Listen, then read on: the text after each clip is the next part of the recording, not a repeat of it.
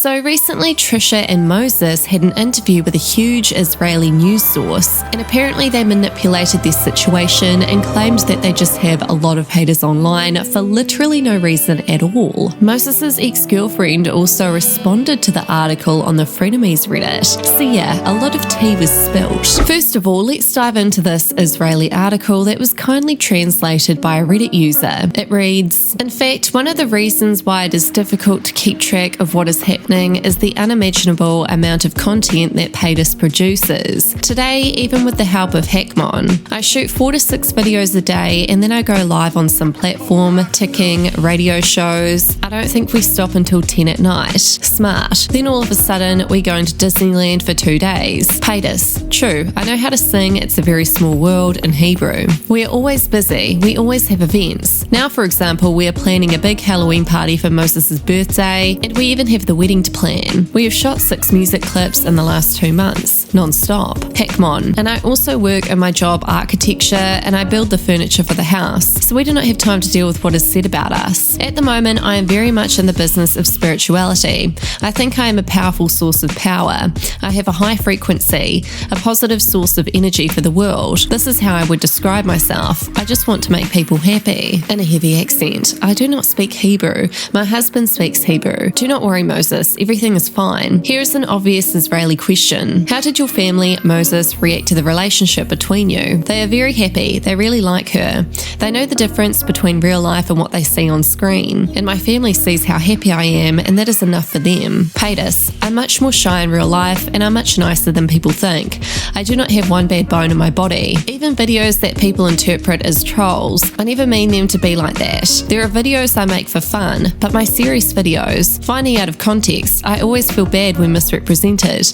Isn't that a bit naive? Building a career on trolls and provocation. I know the truth. I can deal with it if people lie to me, because it only affects me. But now it affects both of us, and it's hard. At first they wanted to protect Moses from me, and now they want to protect me from him. Do not want to sound narcissistic, but they just do not want to see me happy. But the truth always comes out. Heckmon. At first when we met, people told me lies about her to separate us. But we know what real life is. Real life is us. When we go out on the street, people are very sweet to us and support us. These are just online anonymous types who don't see us and do not know us. Paytas. There are so many lies that it's hard for me to follow. It's scary. That's why I do not go online. Lately, I've become really spiritual. I do a lot of meditation. Is this a new identity? I would say that right now I'm very much in the business of spirituality. I think I'm a powerful source of power. I have a high frequency, positive source of energy for the world. That's how I would describe myself. I'm just trying to spread good right now. Just want to make people happy. So you're done with the dramas? 1000%. I do not want anything to do with it.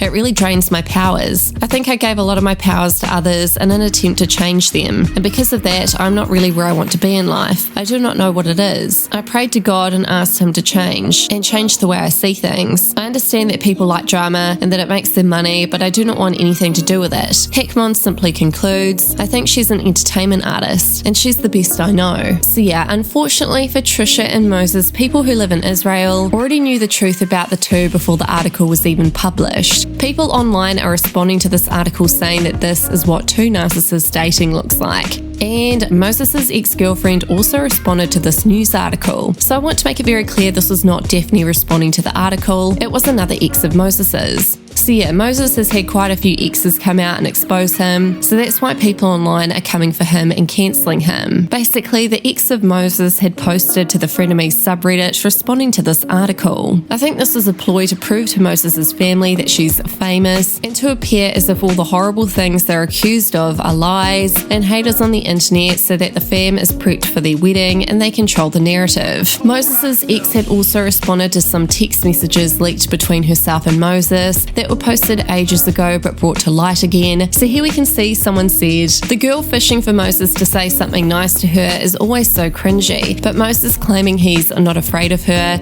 and that's why she's in love is even worse. I actually wasn't fishing for anything.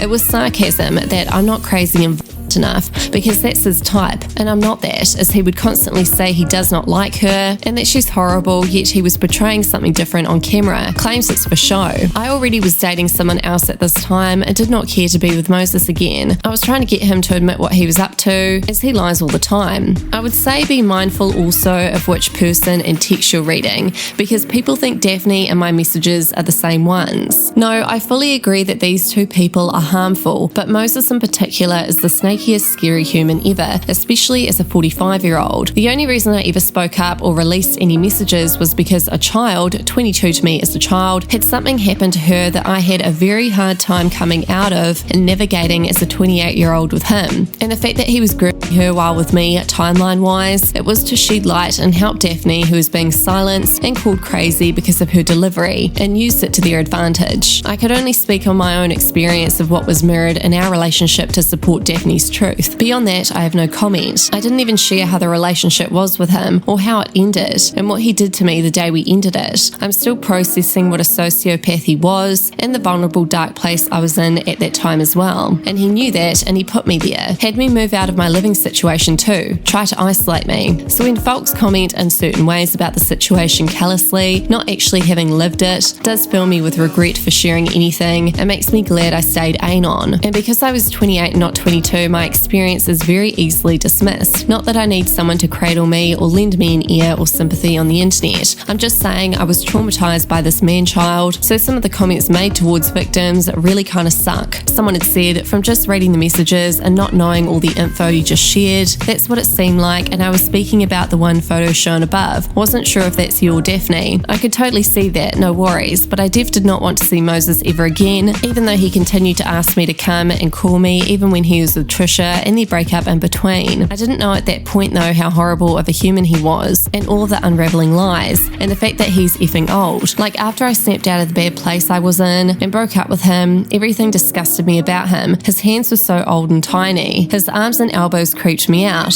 his eyebrows, his head tilt, every movement he makes. Knowing what I know now, an old and rat. So what are your guys' thoughts on all this drama? Let me know in the comments.